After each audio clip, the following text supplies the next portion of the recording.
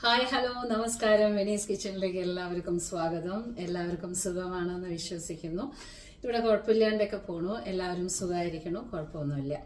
അപ്പോൾ ഓക്കെ, ഇന്ന് ഞാൻ വന്നിരിക്കുന്നത് Q&A സെക്ഷൻ ആയിട്ടാണ്. നിങ്ങൾക്ക് എല്ലാവർക്കും അറിയാം, കുറച്ച് ദിവസങ്ങൾ കഴിയുമ്പോൾ നമ്മൾ കുറച്ച് Q&A സെഷൻ ചെയ്തിട്ടില്ല എന്നുണ്ടെങ്കിൽ ക്വസ്റ്റ്യൻസ് ഭയങ്കരമായിട്ട് കൂടും. അപ്പോൾ ക്വസ്റ്റ്യൻസ് കൂടാതിരിക്കാൻ വേണ്ടിയിട്ടാണ് ഞാൻ Q&A സെഷനായിട്ട് വന്നിരിക്കുന്നത്. ഓക്കെ, അപ്പോൾ ഫസ്റ്റ് തന്നെ പറയട്ടെ, എല്ലാവർക്കും ഒരുപാട് താങ്ക്സ്. ഒരുപാട് പ്രാർത്ഥനകൾ, ഒരുപാട് എന്താ പറയുക wishes, recovery wishes, speedy recovery wishes എല്ലാവരും ഒരുപാട് പ്രാർത്ഥിച്ചിട്ടുണ്ട്.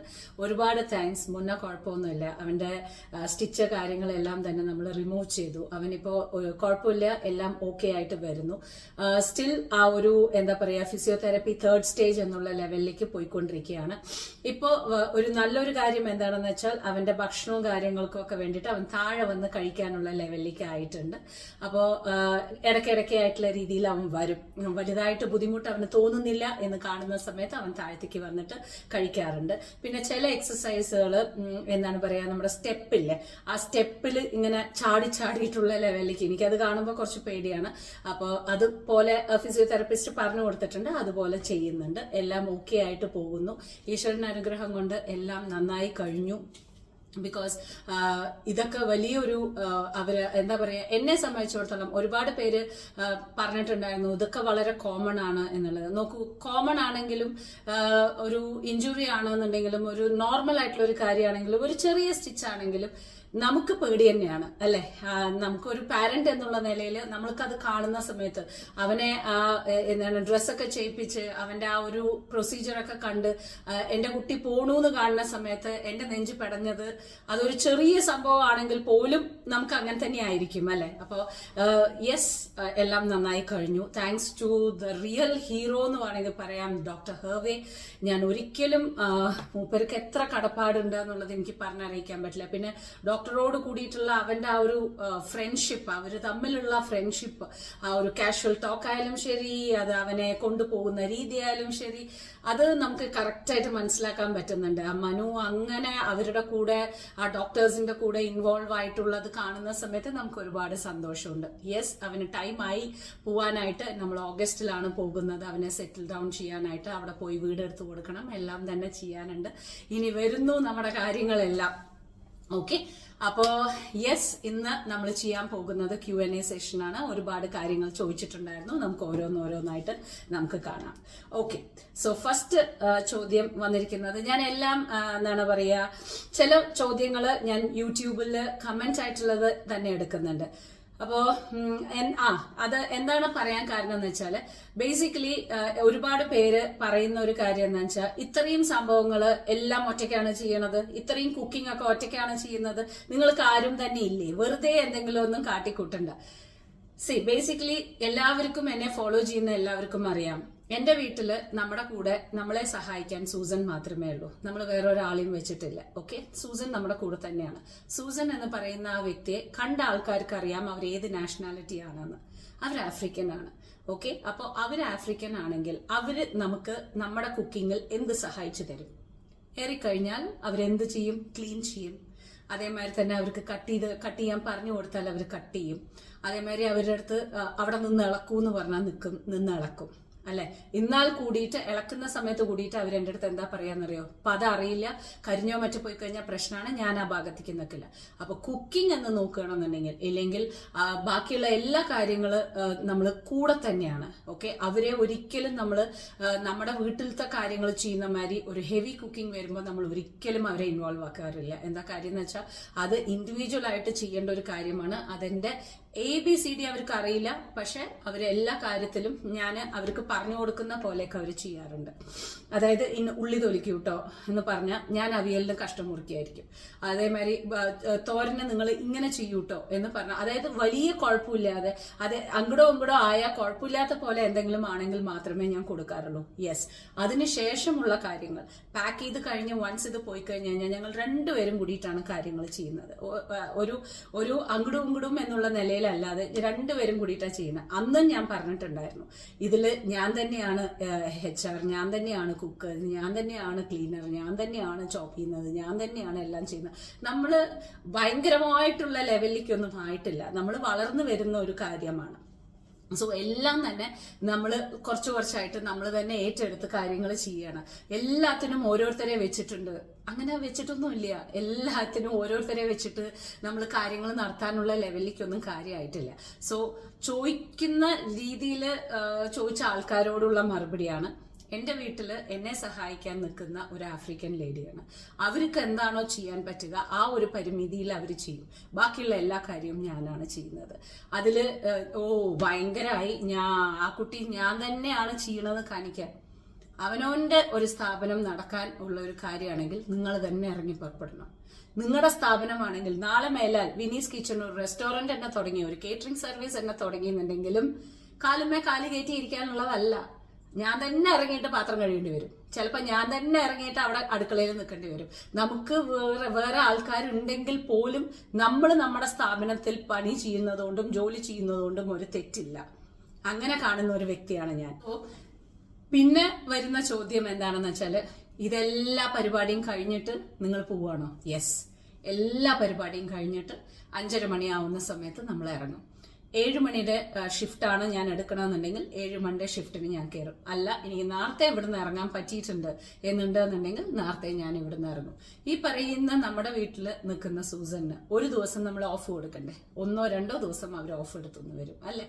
അപ്പോൾ ആ ഒരു ദിവസം ഓഫ് കൊടുക്കുന്ന ദിവസം ആര് ചെയ്യും? ഈ കണ്ട ഓർഡേഴ്സ് വന്നു കഴിഞ്ഞാൽ ആര് ചെയ്യും? എവിടുന്ന് ആളെ കൊണ്ടുവന്നിട്ട് ചെയ്യണമെന്ന് ഞാൻ? അപ്പൊ അന്നത്തെ ദിവസം മുഴുവൻ ഏറ്റെടുക്കണ്ടേ? ഞാൻ എല്ലാ കാര്യവും ചെയ്യണ്ടേ? അവര് ചെയ്തു തരുന്ന ആ ഒരു സഹായം പോലും എനിക്കില്ലാതെ ഞാൻ തന്നെ ചെയ്യണ്ടേ? സോ കുഴപ്പമില്ലാതെ മെയിൻറ്റെയിൻ ചെയ്ത് അങ്ങനെ ഇങ്ങനെയൊക്കെയുള്ള രീതിയിൽ പോകുന്നുണ്ട്. സോ ചോദിച്ച എല്ലാവരോടും പറയാൻ ഇത്രയേ ഉള്ളൂ. ഇപ്പൊ വരയ്ക്കും വലിയ ആ ഒരു രീതിയിലൊന്നും നമ്മളായിട്ടില്ല. നമ്മളൊക്കെ തന്നെയാണ് ചെയ്ത് മുന്നോട്ടേക്ക് പോകുന്നത്. ഓക്കെ, അപ്പോൾ അതാണ് ആദ്യത്തെ ഒരു ക്ലാരിഫിക്കേഷൻ എന്നുള്ള നിലയിൽ പറയാനുണ്ടായിരുന്നു. ഓക്കെ, ഇനി അടുത്ത ചോദ്യം. ഹായ് വിനി, ചില വീഡിയോസിൽ ചില ഫോട്ടോസിൽ വിനി മുടി അഴിച്ചിട്ടിരിക്കുന്ന കണ്ടു. ഇപ്പോഴായിട്ട് വിനി വരുന്ന എല്ലാ ഫോട്ടോസിലും എല്ലാ വീഡിയോസിലും മുടി ടൈറ്റ് ആയിട്ട് കെട്ടിയിട്ടാണ് കാണുന്നത്. ഒന്ന് അഴിച്ചിട്ടൂടെ? അങ്ങനെ ഒരു രീതിയിൽ ഒന്ന് ട്രൈ ചെയ്തൂടെ? നോക്കിക്കൂടെ? നല്ല ഭംഗിയുണ്ടാവുമല്ലോ. ഇവിടെ മെയിൻ ആയിട്ടുള്ള ഒരു കാര്യം നിങ്ങൾ മനസ്സിലാക്കേണ്ടത് എന്താ വെച്ചാൽ, നിങ്ങൾ എന്നെ ജോലിക്ക് മുമ്പാണ് കാണുന്നത്. ഓക്കെ, അപ്പോൾ ഒരു വിനീസ് കിച്ചൺ എന്നുള്ള നിലയിൽ തുടങ്ങിയതിന് ശേഷം, അല്ലെങ്കിൽ നമ്മളൊരു സ്ഥാപനം തുടങ്ങിയതിന് ശേഷം എന്റെ ജോലിക്ക് ഞാൻ പോകുന്ന സമയത്ത്, അതായത് വിനീസ് കിച്ചൺ സ്ഥാപനമായിട്ട് തുടങ്ങുന്നതിന് മുമ്പും പ്രൈവറ്റ് ഷെഫായിട്ട് പോകുന്ന സമയത്ത് നമ്മുടെ മുടി ഇങ്ങനെ തന്നെയാണ്. ഞങ്ങൾക്കൊരു പ്രോട്ടോകോൾ ഉണ്ട്. അപ്പോൾ ഓരോ ഡ്യൂട്ടിക്കും അല്ലെങ്കിൽ ഓരോ ജോലിയുടെ മേഖലയ്ക്കും അതിൻ്റെതായിട്ടുള്ള പ്രോട്ടോകോൾ മെയിൻറ്റെയിൻ ചെയ്യേണ്ട ഒരു സ്റ്റൈൽ ഉണ്ടല്ലോ. അതായത് ഒരു ഡ്രസ്സിങ് സെൻസ്, അല്ലെങ്കിൽ നമ്മൾ ഇങ്ങനെ ആയിരിക്കണം, അല്ലെങ്കിൽ നമ്മുടെ മുടിയൊക്കെ ഇങ്ങനെ ആയിരിക്കണം. എനിക്ക് ഒരിക്കലും മുടി എനിക്ക് താഴ്ത്തിക്കാക്കാൻ പറ്റില്ല. മുടി ഇങ്ങനെ അഴിച്ചിട്ടിട്ട് കുളിപ്പിന്നലിട്ടിട്ടൊന്നും ഒരു ഷെഫിനും പോകാൻ പറ്റില്ല. ഞങ്ങൾക്ക് ഇങ്ങനെ ടൈറ്റായിട്ട് കെട്ടിയിട്ടേ പോകാൻ പറ്റുള്ളൂ. എന്താ വെച്ചാൽ അവിടെ പോയി കഴിഞ്ഞിട്ടുണ്ടെങ്കിൽ ഞങ്ങൾ ക്യാപ്പ് ഇടും. ക്യാപ്പിന്റെ മുകളിൽ ഞങ്ങൾക്ക് വേറൊരു ക്യാപ്പ് ഉണ്ട്, അതിന് പുറമെ ഞങ്ങൾക്ക് ഗ്ലൗസ് ഉണ്ട്. അപ്പൊ ഞങ്ങളുടെ മുടി എന്ന് പറയുന്നത് അത് ടൈറ്റായിട്ട് ഇൻടാക്റ്റ് ആയിട്ട് കിടക്കണം. അപ്പോൾ ഞാൻ ഇവിടുന്ന് നോർമൽ ആയിട്ടുള്ള രീതിയിൽ എല്ലാം ചീന്തിയിട്ട് ടൈറ്റ് ആക്കി വെച്ചിട്ട് പോവും. അവിടെ പോയി കഴിഞ്ഞു കഴിഞ്ഞാൽ വീണ്ടും നന്നായിട്ട് വെള്ളം തൊട്ട് വാക്സ് ഒക്കെ തൊട്ട് നന്നായിട്ട് ഇതുപോലെ ആക്കിയിട്ട് സ്റ്റിക്കി ആയിട്ടുള്ള രീതിയിലാക്കിയിട്ട് വീണ്ടും ബാൻഡ് ഇട്ട് കെട്ടിയിട്ട് എന്നിട്ടാണ് നമ്മൾ ഇതിടുന്നത്, എന്താ പറയാ, ആ ക്യാപ്പ് ഇടുന്നത്. എന്നിട്ട് നമ്മുടെ ഷെഫ് ക്യാപ്പ് ഇടും. അത് കഴിഞ്ഞതിന് ശേഷം നമ്മുടെ ബാക്കിയുള്ള ഏപ്രിൻസ് തൊട്ട് ബാക്കിയുള്ള നമ്മുടെ ഗ്ലൗസ് തൊട്ട് എല്ലാം നമ്മൾ മെയിൻറ്റെയിൻ ചെയ്യണ്ടേ. സോ പഴയ വീഡിയോസും ഫോട്ടോസും ആണ് നിങ്ങൾ കാണുന്നുണ്ടെങ്കിൽ അതൊക്കെ വീട്ടിലിരിക്കുന്ന സമയത്ത് നമുക്ക് എന്ത് വേണമെങ്കിലും ചെയ്യാം. മുടി മുകളിലേക്കും പിടിച്ച് കെട്ടാം, താഴത്തേക്കും ഇതാക്കാം, നമുക്ക് എന്ത് വേണമെങ്കിലും ചെയ്യാം.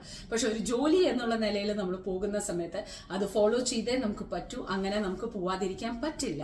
സോ എന്റെ ജോലി എന്നുള്ള നിലയിലാണ് ഞാൻ ഈ മുടി പിടിച്ച് കെട്ടുന്നത്. പിന്നെ മോസ്റ്റ്ലി എന്നെ സംബന്ധിച്ചിടത്തോളം എനിക്ക് ഇത്തിരി പിടിച്ച് കെട്ടിയ ഇത്തിരി സമാധാനം തോന്നിക്കുന്ന ഒരാളാണ്. എനിക്ക് ഈ ബാക്കിലൊക്കെ വന്ന് കിടന്നു കഴിഞ്ഞിട്ടുണ്ടെന്നുണ്ടെങ്കിൽ എനിക്ക് ഭയങ്കര ഇറിറ്റേഷനാണ്. എന്റെ സ്കിന്നിന് ഭയങ്കരമായിട്ട് ഇറിറ്റേഷൻ തോന്നിക്കുന്ന ഒരു കാര്യമാണ്. അതായത് എനിക്ക് കംഫർട്ടബിൾ അല്ലാത്ത ഒരു ഡ്രസ്സ്, അല്ലെങ്കിൽ ഒരു കംഫർട്ടബിൾ ഇല്ലാത്ത ഈ ജിഗ എന്നുള്ള സംഭവങ്ങളൊക്കെ ഇല്ലേ, എന്താണ് പറയുക, ഇങ്ങനെ കുത്തണ പോലത്തെ സംഭവങ്ങൾ എനിക്ക് ചൊറിയാൻ തുടങ്ങും. എനിക്ക് അപ്പ സെൻസിറ്റീവ് ആവാൻ തുടങ്ങും, എനിക്ക് അത് ശരിയാവില്ല, എനിക്ക് മൊത്തത്തിൽ ഞാൻ അലമ്പാക്കി കളയും. എനിക്ക് തീരെ ഇഷ്ടമല്ലാത്ത ഒരു കാര്യമാണ് നമുക്ക് ഈ വല്ല സിമ്പിളായിട്ട് വല്ല സോഫ്റ്റ് ആയിട്ടുള്ള വല്ല കാര്യങ്ങളൊക്കെ ഉണ്ടെങ്കിൽ മാത്രമേ ഞാൻ കംഫർട്ടബിൾ ആവുള്ളൂ. സാധാരണ പോലത്തെ നിലയിലാണെന്നുണ്ടെങ്കിൽ ഞാൻ എന്റെ മുടി മുകളിലേക്ക് കെട്ടിവെക്കാനാണ് എനിക്കിഷ്ടം.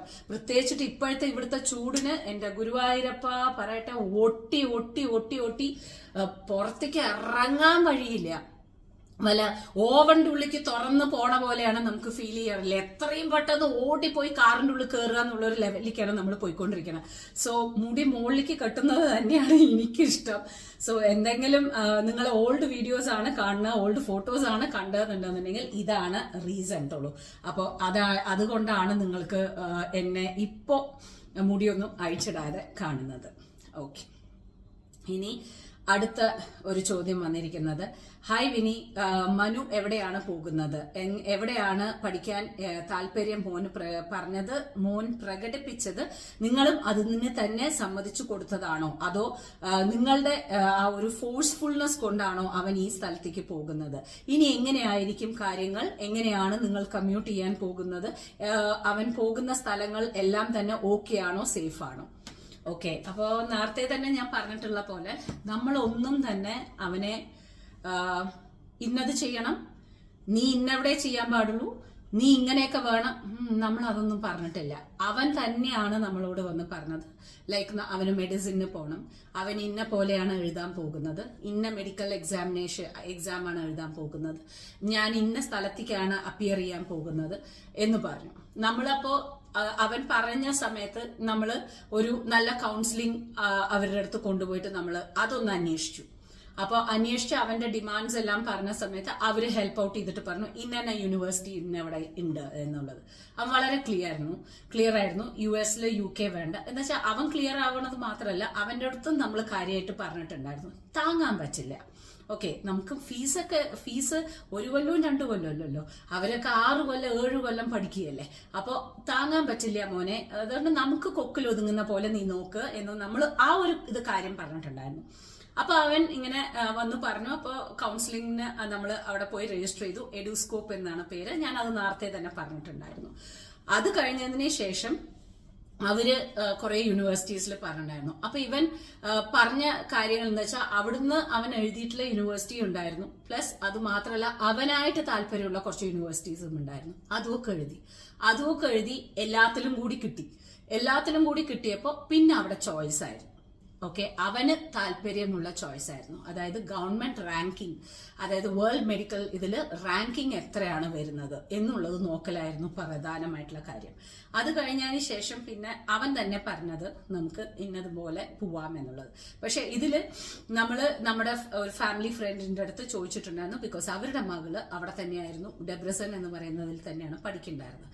അപ്പൊ ഇവന് ഡെബ്രസണിൽ കിട്ടിയ സമയത്ത് നമുക്ക് ഭയങ്കര സന്തോഷമായിരുന്നു. ഒന്നുമില്ലെങ്കിൽ മോളുണ്ടല്ലോ അവിടെ ഒരു സീനിയർ എന്നുള്ള നിലയിൽ എന്ന്. പക്ഷെ അത് കഴിഞ്ഞിട്ടാണ് അവന് സമർവെയിൽസ് കിട്ടിയത്. സമർവെയിൽസ് കിട്ടിയപ്പോൾ ബുദാപെസ്റ്റിൽ തന്നെയാണ്, ഹംഗറിയിൽ തന്നെയാണ്. സമർവെയിൽസ് കിട്ടിയപ്പോൾ അവൻ പറഞ്ഞു എനിക്ക് ഡെബ്രസൺ വേണം, എനിക്ക് സമർവെയിൽസ് മതി എന്ന് പറഞ്ഞു. അങ്ങനെ സമർവെയിൽസ് യൂണിവേഴ്സിറ്റിയിൽ നമ്മൾ മോളുടെ അടുത്തും ചോദിച്ചു, മോളെ എങ്ങനെയാണ് അവൻ പറയണത്, കുഴപ്പമുണ്ടോ? അപ്പോൾ അവള് പറഞ്ഞു ഒരു കുഴപ്പമില്ല ആന്റി, അതിന് വിട്ടോളൂ എന്ന് പറഞ്ഞു. അങ്ങനെ ഇപ്പൊ അവൻ പോകുന്നത് സമർവെയിൽസ് യൂണിവേഴ്സിറ്റിക്കാണ്.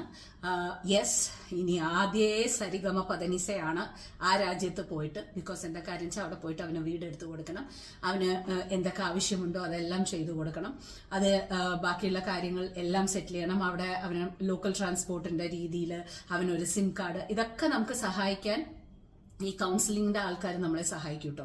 അവിടെ പോയി കഴിഞ്ഞാലും ആൾക്കാരുണ്ട്, ഏജന്റ്സ് ഉണ്ട്, അവർ വരും, അവരെല്ലാവരും നമ്മളെ സഹായിക്കും. ആൻഡ് അവർ നമുക്ക് പല വീടുകൾ നമുക്ക് കാണിച്ചു തരും. നമുക്ക് വേണ്ട ലെവലിലേക്ക് വീട് നമുക്ക് സെലക്ട് ചെയ്യാം. നമ്മളൊരു സ്റ്റുഡിയോ അപ്പാർട്ട്മെന്റ് എടുക്കാനാണ് ഉദ്ദേശിക്കുന്നത്. ബിക്കോസ് അവൻ ഒറ്റയ്ക്കാണ് താമസിക്കാൻ പോണത്. എന്തിനാണ് ഇത്രയും വലിയൊരു ഇൻവെസ്റ്റ്മെന്റ് എന്ന് വിചാരിച്ചിട്ട് നമ്മളൊരു സ്റ്റുഡിയോ അപ്പാർട്ട്മെന്റ് റെന്റിന് എടുക്കാനാണ് വിചാരിക്കുന്നത്. എല്ലാം ഞാൻ നിങ്ങൾക്ക് വഴിയെ കാണിച്ചു തരാം. നമ്മൾ ഇവിടുന്ന് ഓഗസ്റ്റ് 22-ാം തീയതിയാണ് യാത്രയാവുന്നത്. അവന് 26-ാം തീയതി അവന് രജിസ്ട്രേഷൻ ആണ്, 30-ാം തീയതി മെഡിക്കൽ ഓത്ത് ആണ്, 8-ാം തീയതി അവന്റെ യൂണിവേഴ്സിറ്റി തുടങ്ങും. അപ്പോൾ ഞാൻ യൂണിവേഴ്സിറ്റി ഒക്കെ തുടങ്ങി കഴിഞ്ഞതിന് ശേഷമാണ് ഞാൻ തിരിച്ചു വരാൻ പോകുന്നത്. ആ കാരണം കൊണ്ട് മാത്രമാണ് നമ്മൾ ഇപ്രാവശ്യം ഒന്നും നാട്ടിലേക്ക് പോകാണ്ടിരുന്നത്. ബിക്കോസ് ഒന്ന്, ഇവന്റെ ഈ സർജറി കഴിയണം, രണ്ട്, നമ്മൾ നാട്ടിലേക്ക് പോകാൻ പറ്റില്ല. ഈ ഒരു കാരണം കൊണ്ട് നമ്മൾ ഹംഗറിക്ക് പോകുന്നത്. അതുകൊണ്ട് അവനെ നമ്മൾ നിർബന്ധിച്ചിട്ടില്ല, ഒരു കാര്യത്തിനും നമ്മൾ നിർബന്ധിച്ചിട്ടില്ല. മോനെ നീ ഇങ്ങനെ ചെയ്യണം, മോനെ നീ അത് ചെയ്താലേ പറ്റൂ, നത്തിങ്. അതൊക്കെ അവന്റെ ചോയ്സ് ആയിരുന്നു. എന്താ വെച്ചാൽ നമ്മൾ ആ ഒരു ചോയ്സിൽ നമ്മൾ വിട്ടിട്ടില്ല എന്നുണ്ടെങ്കിൽ പിന്നെ കുട്ടികൾ പഠിച്ചില്ല, പിന്നെ കുട്ടികൾക്ക് താല്പര്യമില്ല എന്ന് പറഞ്ഞിട്ട് നമുക്ക് കാര്യമില്ല. അതുകൊണ്ട് തന്നെ നമ്മൾ ആ ഒരു എന്താണ് പറയുക, അവന്റെ താല്പര്യം എന്നുള്ള നിലയിൽ തന്നെയാണ് അതിനെ വിട്ടിട്ടുണ്ടായിരുന്നത്. But he chose very well. അവന് നല്ല ഫോക്കസ് ആൻഡ് ഐഡിയ ഉണ്ടായിരുന്നു. നമുക്കങ്ങനെ അങ്ങനെ പറയിപ്പിച്ചിട്ടുള്ള ലെവലിലേക്കൊന്നും ആയിരുന്നില്ല ഒരിക്കലും. മനു അങ്ങനെയല്ല. അതുകൊണ്ട് തന്നെ everything went on very smooth and നമ്മളെ കൊണ്ട് എന്താണോ പറയുന്നത് നമ്മൾ അതിനനുസരിച്ചിട്ടുള്ള രീതിയിൽ അവനെ ഹെൽപ്പ് ചെയ്യണു എന്നുള്ളത് മാത്രം. സോ എനിക്ക് ബാക്കിയുള്ള കാര്യങ്ങളൊക്കെ ഇനി ഹംഗേറിയൻ എപ്പിസോഡ്സ് വരാനിരിക്കുന്നേ ഉള്ളൂ. അവിടെ പോയിട്ട് എന്താണ് ഏതാണെന്ന് അറിയില്ല. ഓക്കെ, അപ്പോൾ അതൊക്കെ ഞാൻ വഴിയെ നിങ്ങൾക്ക് പറഞ്ഞുതരാം. അടുത്ത ചോദ്യം വന്നിരിക്കുന്നത് എന്താണെന്ന് വെച്ചാൽ, ഓക്കെ, കിച്ചാപ്പൂവിന്റെ ഇമോഷണൽ ആയിട്ടുള്ള അറ്റാച്ച്മെന്റ് മനുവായിട്ട് കാണുന്ന സമയത്ത് ഭയങ്കര ഹാപ്പി ആവുന്നുണ്ട്.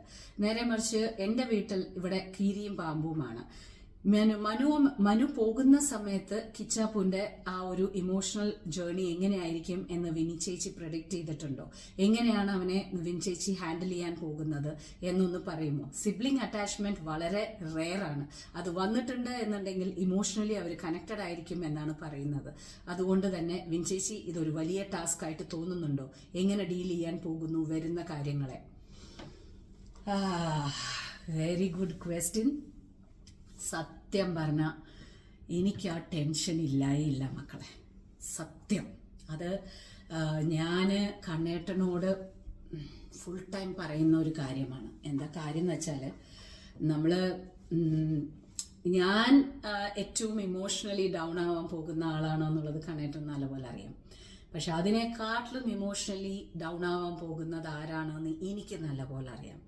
അത് കിച്ചാപ്പുവാണ്. ബിക്കോസ് ജനിച്ച മുതൽ ആ ഒരു ഏട്ടന്റെ പിന്നാലെ തന്നെ വളർന്നൊരു കുട്ടിയാണ്.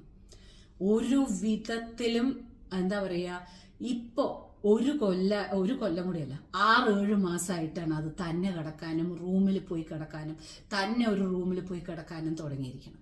ഇല്ലെങ്കിൽ അവന്റെ പിന്നാലെയായിരുന്നു. റൂമിൽ ഒരു ബെഡിൽ കിടന്നു. പിന്നെ ഇവനെ ചവിട്ടാൻ തുടങ്ങിയപ്പോൾ ഇവൻ എന്നെ പറഞ്ഞു, മര്യാദയ്ക്ക് നീ മാറിക്കിടന്നു എന്ന്. അങ്ങനെ നമ്മൾ ഒരു റൂമിൽ 2 ബെഡാക്കി. പിന്നെ മനുവിന് പ്രൈവസി എന്ന് പറയുന്നതേ ഇല്ല, ഇവൻ കൊടുക്കില്ല. എന്താ വെച്ചാൽ ഏട്ടന്റെ പിന്നാലെ കിടക്കുന്ന സമയത്ത് മനോട്ട വരുന്നില്ലേ, മനോട്ട കിടക്കുന്നില്ലേ, മനോട്ട ഇത് തന്നെയാണ്. അപ്പോൾ പിന്നെ ഒരു ദിവസമാണ് ഞാൻ തീരുമാനിച്ചത്. ഞാൻ പറഞ്ഞു, മനു പോയി കഴിഞ്ഞിട്ടുണ്ടെങ്കിൽ നീ എന്ത് ചെയ്യോടാ, എങ്ങനെയാ ഒറ്റയ്ക്കൊക്കെ കിടക്കാൻ പോകുന്നത്? മനു അപ്പുറത്തെ റൂമിൽ അവന് കിടക്കട്ടെ, നീ ഇപ്പുറത്തെ റൂമിൽ കിടക്കാന്ന് പറഞ്ഞാൽ മനുവിന് അപ്പോൾ ഒരു പ്രൈവസി കിട്ടിയതിൻ്റെ ഒരു സന്തോഷം ഉണ്ടായിരുന്നു കുട്ടിക്ക്. അവൻ അവിടെ കിടക്കാൻ തുടങ്ങി. പിന്നെ ഇവൻ അങ്ങോട്ട് ഉൾക്കൊണ്ട്, പിന്നെ അവന്റെ ഒരു മെയിൻ ആയിട്ടുള്ള ഒരു കാര്യം കിച്ചാപ്പൂന്റെ എന്താണെന്നറിയോ, അവൻ ഒരു കാര്യം നമ്മൾ പറഞ്ഞാൽ അവൻ ആ പ്രിപ്പറേഷനിൽ അവൻ വന്നു കഴിഞ്ഞിട്ടുണ്ടെങ്കിൽ പിന്നെ അവന്റെ ബോഡി മൈൻഡൊക്കെ കറക്റ്റായി കൊണ്ടുവരും. അവൻ അവിടെ കാട്ടിക്കൂട്ടാൻ നിൽക്കില്ല. നമ്മൾ പറയുകയാണ്, ഇന്നതാണ് കിച്ചു, നമ്മൾ ഇങ്ങനെയാണ് കേട്ടോ ചെയ്യാൻ പോകുന്നത്, നീ ഇത് അഡ്ജസ്റ്റ് ചെയ്യണമെന്ന് പറഞ്ഞാൽ അവൻ പ്രിപ്പയർ ആവും. അവൻ പ്രിപ്പയർ ആയി കഴിഞ്ഞിട്ട് അതിന് വേണ്ടിയിട്ടുള്ള കാര്യങ്ങളൊക്കെ അവൻ ടേക്ക് കെയർ ചെയ്യും. എന്നിട്ട് അവൻ അങ്ങനെ പോയിക്കോളും. അതുകൊണ്ട് എനിക്ക് വലിയ ബുദ്ധിമുട്ടുണ്ടായിരുന്നില്ല. ആദ്യത്തെ 2-3 ദിവസമൊക്കെ അവൻ സ്ട്രഗിൾ ചെയ്തു. അത് കഴിഞ്ഞതിന് ശേഷം ഇപ്പൊ ആശാൻ വാതിലൊക്കെ അടച്ച് കിടക്കും. ഇപ്പോ മനു എന്തെങ്കിലും ആവശ്യത്തിന് വേണ്ടി ഉള്ളിൽ പോകുമ്പോഴും പറയും, knock the door and come, this is my privacy. So ആ ഒരു ലെവലിലേക്കാണ് ആശാൻ എത്തിയിരിക്കണം. ബട്ട് യെസ്, ഇമോഷണലി അവനെ ഹാൻഡിൽ ചെയ്യാൻ കുറച്ച് ബുദ്ധിമുട്ടായിരിക്കും. എന്താ കാര്യം എന്ന് വെച്ചാൽ, അവൻ ഇമോഷൻസ് പ്രകടിപ്പിക്കുന്ന ഒരാളല്ല. എന്തെങ്കിലും അവൻ ഇമോഷൻ ആയാൽ തന്നെ ഇങ്ങനെ അവനെ കാണും. അവൻ അങ്ങോട്ട് പൊട്ടി കരഞ്ഞ് തകർന്ന് അങ്ങനെ കാണിക്കേയില്ല. എവിടെയെങ്കിലും തന്നെ പോയിട്ട് ഇങ്ങനെ ഇരിക്കണ്ടാവും. നമ്മളായിട്ട് പോയി ചോദിക്കണം, എന്താ കുട്ടിയെ, എല്ലാം ഓക്കെ അല്ലേ? മനോട്ടെ എന്നെ ചീത്ത പറഞ്ഞു, അപ്പോഴേക്കേ കാര്യങ്ങൾ പറയുള്ളൂ. അല്ലാതെ അവൻ അങ്ങനെ വന്നിട്ട് അമ്മേ മനോട്ടെ എന്നെ ചീത്ത പറഞ്ഞു അമ്മേ, അങ്ങനെ വരുകയില്ല. അങ്ങനെ ഒരു കാര്യമില്ല. എന്തൊരു കാര്യമാണെങ്കിലും ഇനിയിപ്പോൾ ഞാൻ തന്നെ അവനെ എന്തെങ്കിലും പറഞ്ഞെന്നുണ്ടെങ്കിലും മിണ്ടാണ്ട് പോയി ഒരു ഭാഗത്തിരിക്കും. കണ്ണേട്ടൻ ചോദിക്കും, കണ്ണേട്ടൻ തന്നെ മനസ്സിലാക്കിയിട്ട് ചോദിക്കണമായിരിക്കും. അതുവരയ്ക്കും അവൻ മിണ്ടില്ല. അവൻ ഇമോഷൻസ് കംപ്ലീറ്റ് ആയിട്ട് ഹൈഡ് ചെയ്യുന്ന ഒരാളാണ്.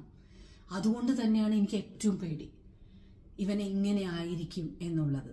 അതിനു വേണ്ടിയിട്ടുള്ള എല്ലാ പ്രിപ്പറേഷൻസും മനു എടുത്തിട്ടുണ്ട്. മനു കംപ്ലീറ്റ് പറഞ്ഞു കൊടുത്തുകൊണ്ടിരിക്കുന്നുണ്ട്. മനു എല്ലാ കാര്യങ്ങളും അവന് പറഞ്ഞ് മനസ്സിലാക്കിച്ചു കൊടുത്തുകൊണ്ടിരിക്കുന്നുണ്ട്. ആൻഡ് ഹീസ് ഓൾസോ ലൈക്ക് അത് സാരമില്ല, മനോട്ടെ എനിക്ക് രാവിലെ വിളിക്കാലോ, മനോട്ടെ എനിക്ക് ഉച്ചയ്ക്ക് വിളിക്കാലോ എന്നൊക്കെ ഇപ്പം പറയുന്നുണ്ട്.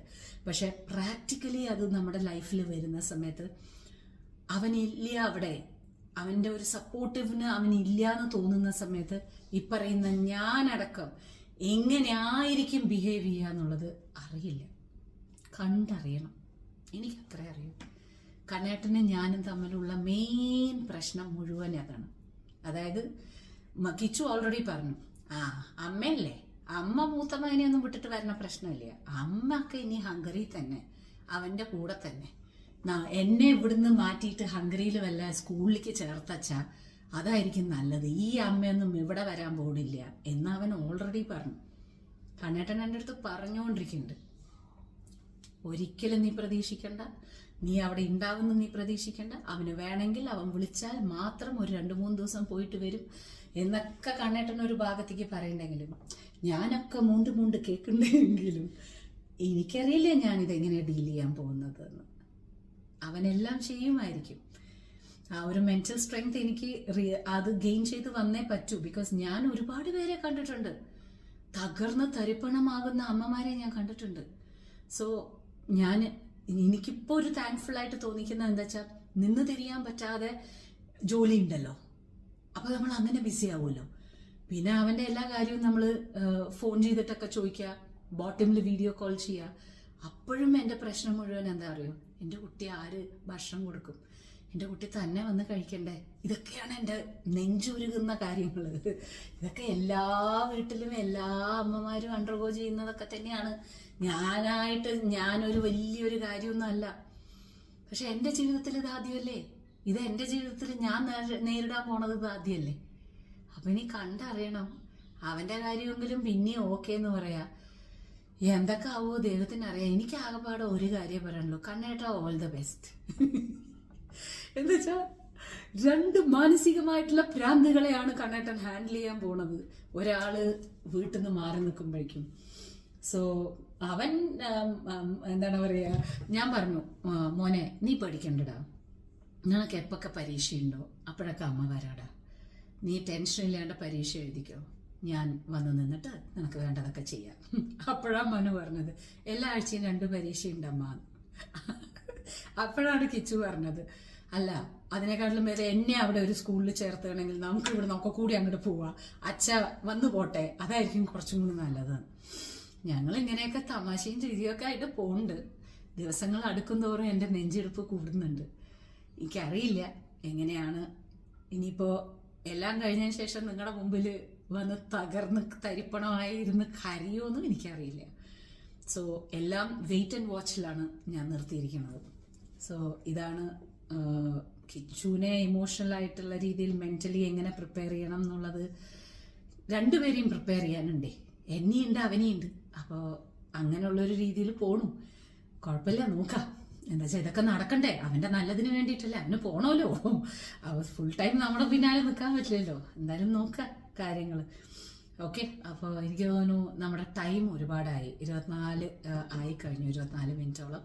അപ്പോൾ അത്യാവശ്യം വേണ്ട കാര്യങ്ങളൊക്കെ ഞാൻ സംസാരിച്ചിട്ടുണ്ട് എന്ന് വിചാരിക്കുന്നു. അപ്പോൾ വൺസ് അഗെയിൻ തന്ന സപ്പോർട്ടിനും എൻ്റെ മോനെ ഒരുപാട് പ്രാർത്ഥനയിൽ നിങ്ങളെല്ലാവരും പ്രാർത്ഥിച്ചു എന്നറിഞ്ഞതിൽ ഒരുപാട് സന്തോഷം. അവനൊന്നും കൂടി റെഡിയായി കഴിഞ്ഞതിന് ശേഷം അവൻ നിങ്ങളുടെ മുമ്പിൽ വരുന്നതായിരിക്കും. ഞാൻ പറഞ്ഞു അവൻ്റെ അടുത്ത്, എല്ലാവരും ഇങ്ങനെ നിനക്ക് വേണ്ടിയിട്ട് പ്രാർത്ഥിച്ചിട്ടുണ്ടായിരുന്നു എന്ന്.